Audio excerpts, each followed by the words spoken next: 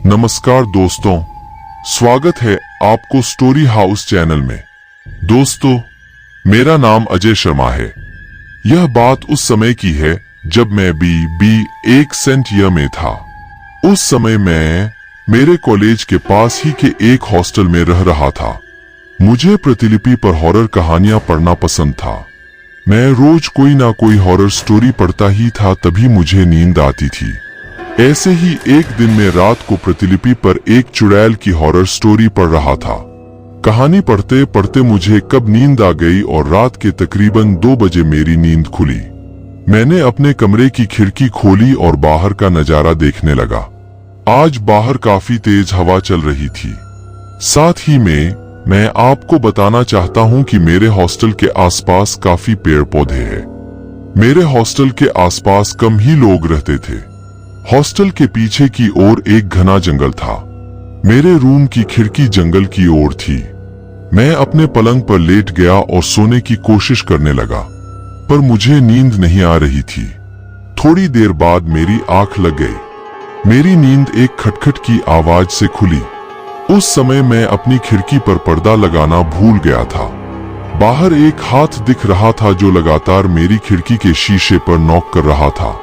यह देखकर तो मेरी हालत ही खराब हो गई, क्योंकि मेरा रूम तीसरे फ्लोर पर था। मैंने देखा कि बाहर जो कोई भी था, अब वो तेजी से खिड़की खटखटा रहा था। धीरे धीरे वो 2 हाथों से खिड़की को खटखटाने लगा। धीरे धीरे वो मेरे सामने आने लगा। मेरी तो डर से हालत ही खराब हो गई थी। मेरे मुंह से न तो आवाज निकल रही थी और न ही मैं हिल पा रहा था।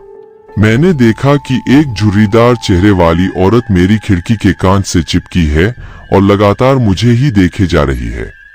वो औरत मेरी खिड़की को खोलना चाहती थी, पर खिड़की अंदर से बंद थी।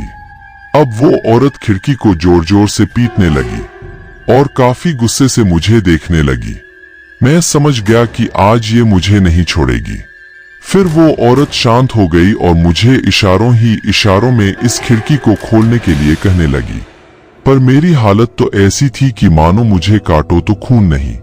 एकदम वो औरत वहां से कहीं गायब हो गई। मेरा दिल अभी भी तेजी से धड़क रहा था।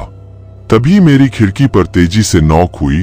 वो औरत फिर से आ गई थी, पर मैंने अपनी हिम्मत जुटाई और तेजी से खिड़की के पर्दे को बंद कर दिया।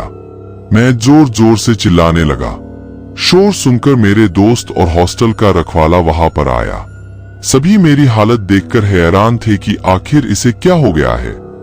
मैंने सबको उस औरत की बात बताई। तभी मेरे एक दोस्त ने खिड़की का पर्दा खोला, पर बाहर कोई नहीं था। सभी को लगा कि मैंने कोई सपना देखा है, पर हकीकत कुछ और थी। मेरा चौकीदार रात को मेरे साथ ही सोया था, क्योंकि अब अकेले में मैं सो नहीं सकता था। उस हॉस्टल के रखवाले ने मुझसे कहा कि भैया जी, आपने उसकी आंखों में तो नहीं देखा ना? मैंने कहा, किसकी आंखों में? उसी चुड़ैल की आंखों में। उसने कहा, पर तुमको कैसे पता और उसकी आंखों में देखने से क्या होता? मैंने पूछा, भैया जी, अगर आप उसकी आंखों में देख लेते तो अब तक आपको वो चुड़ैल अपने साथ ले गई होती। जो भी इस कमरे में रहता है उसके साथ ऐसा ही होता है। इस हॉस्टल से 1-2 बच्चे गायब भी हो गए जिनका कोई पता नहीं चला। उन्हें वो चुड़ैल अपने साथ ले गई और उन्हें खा गई। यह सुनकर मेरा कलेजा मेरे मुंह में आ गया। खैर, कल मैं आपको एक नया कमरा दे दूंगा, रखवाले ने कहा। अगले दिन मैंने अपना हॉस्टल ही बदल लिया। अब मैं एक ऐसे इलाके में रहता हूं जहां पर आसपास कोई जंगल नहीं है। दोस्तों, आपको यह कहानी कैसी लगी प्लीज हमें कमेंट करके जरूर बताएं।